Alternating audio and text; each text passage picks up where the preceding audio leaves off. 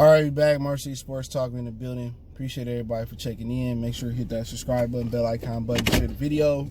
And I think Caesar Palace it was, and I put the article link in the description. You can see the full list of teams who got the best, over under win totals this year on the betting book. The Ravens and I think Kansas City have the two highest totals at 12 games, over and under. And like I said, man, always before in the offseason, every year, it's a little bit premature. You got offseason, moves to be made. Some veterans going to get cut. Some people going to retire. Rookies have to be drafted. Some guys going to fall out their prime. Some guys going to exceed expectations. You got to see how the free agents going to fit. The training camp injuries. You got a lot to go into it. But the Lions over-under win total is set at 6.5. And the worst over and under win total is 4.5. And I'm trying to remember who it was. Can't remember who it was, but the list is there. But that's the worst over and under win total. Other guys in the division, I think the Vikings have the highest over under at 9. The Green Bay Packers at 8.5. And I'm not sure what Chicago Bears was. I don't remember. So let's talk about it. Hit that subscribe button, bell icon button, share the video. And let's say this, if the Lions do win 6 games, right, because you can't win 6.5 games, that is more than enough to keep them in Detroit. I'm going to say that right now.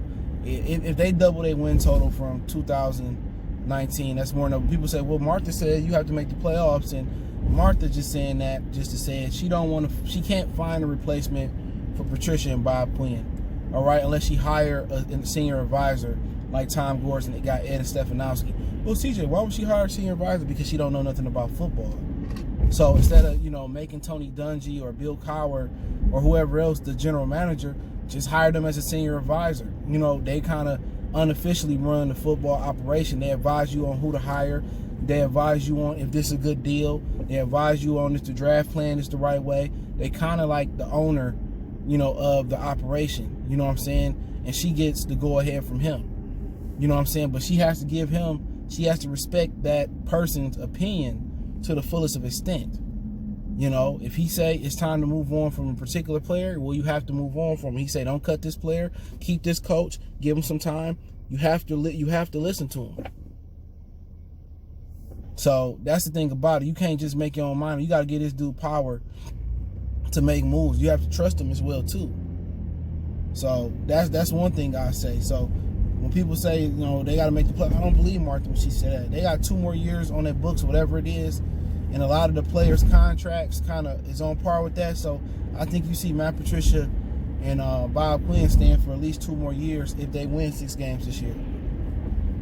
If they win 4 or 5 games this year, I still think it's a chance they coming back. If they lose, they win 3 games or lose, or they win less than 3, then they probably won't be back. And it'd be hard for them to bring them back. But 6.5 wins, to me, that seemed a little bit high for the Lions. They won 3 last year. I get it. They won 3 last year. Stafford got injured, didn't win another one. So I figured that the books say at least Stafford is good for 6 wins. At least bringing back the roster. They were competitive with Kansas City.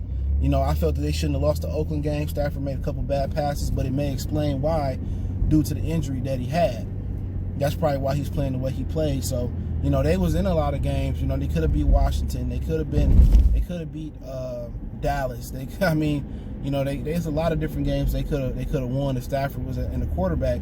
And this team may very well have been at least 8-8 last year. They should have had 4 wins.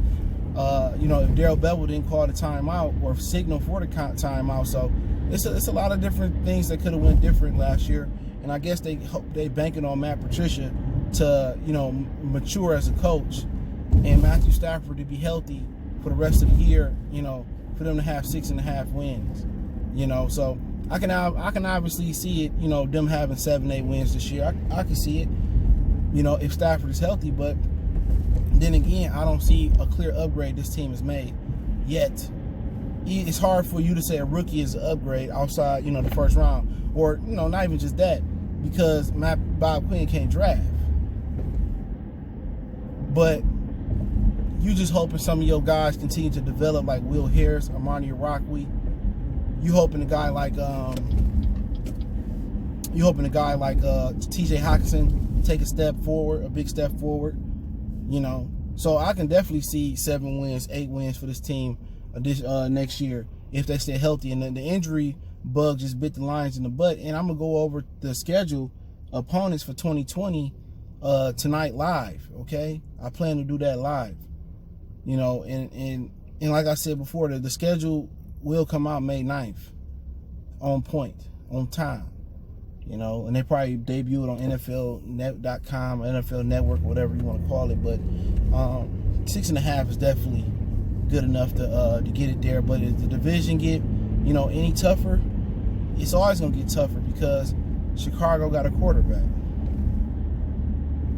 They got a quarterback. Can Nick Foles stay healthy or captivate his magic like he had in Philadelphia? Subjective. But nobody knows. He hasn't done anything in the league outside of Philadelphia, the Eagles. Aaron Rodgers is a year older. Can they find him an explosive athlete in the draft? That can go alongside Jones and can go alongside Devontae Adams. If they can find him a tight end. I don't know if they pick one up. I know they got rid of Jimmy Graham. He went to Chicago. If they can find a tight end and another guy, if they can get a CD Lamb, they can get the receiver out of LSU, bare minimum. They can get a Jerry Jeudy, a Henry Ruggs to go alongside, Devontae Adams. Then I think the Packers, and they, get a little bit better in the run stopping game because they got the secondary, a little bit better in the middle linebacker position. I think the Packers are one explosive player away, receiver-wise, probably a good solid tight end, and a couple guys that can help them defend the defensive tackle position. I think they a couple players away from being a dominant NFC team. Minnesota, I'm not scared of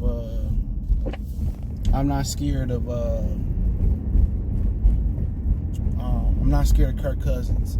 They said it was totally false about the Odell Beckham Jr. rumors and stuff of that nature. They say that wasn't real. Okay, so they saying Odell Beckham Jr. rumors. They haven't had any talk. So Minnesota don't scare me because of the quarterback play. And Matthew Stafford went blow for blow with Kirk Cousins, and it shouldn't even have been that way because Matt Patricia defense should have been better than last year. It should have been better. You should have been able to lock down Kirk Cousins. Kirk Cousins out there looking like Joe Montana. You know what I'm saying? It shouldn't have been that way. So the division it depends on two things. This division that scares me about us competing for a championship for the first time ever in the NFC North. If Green Bay is competent enough to add another player outside of Adams on the outside and they get a respectable tight end and they better against the run, which meaning they probably got to get better interior linemen and better inside linebackers. And that's not hard. That's not going to be impossible to do. They have a very, very smart organization. Ted Thompson drafted great there.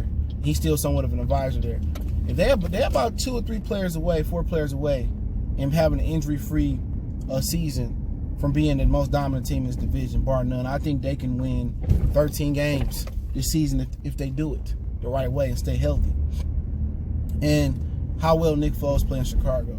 Okay, or do they draft another quarterback just in case of Eason or something of that nature? So if Nick Foles loses to Trubisky or Trubisky is the quarterback, then I don't think this division is that dangerous. You feel me? Remember, they expanded the playoffs as well too. I think they expanded it 2 extra teams or whatever it was. So that's just my opinion on it, man. I think the Lions can win over 6 games.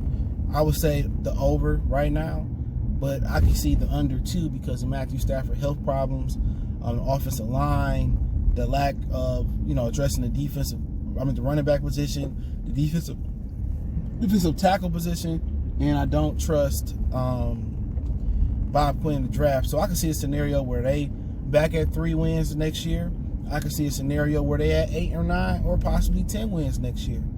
I mean, in the NFL, you just really never know. Injuries can come and go. But if I was a bet man, I would say they at least get to 6 wins next year. But I can see any type of possibility because it's so early in the process right now. So the Ravens and the Chiefs topped the game. The Vikings, I believe, topped the NFC North with 9 wins over and under.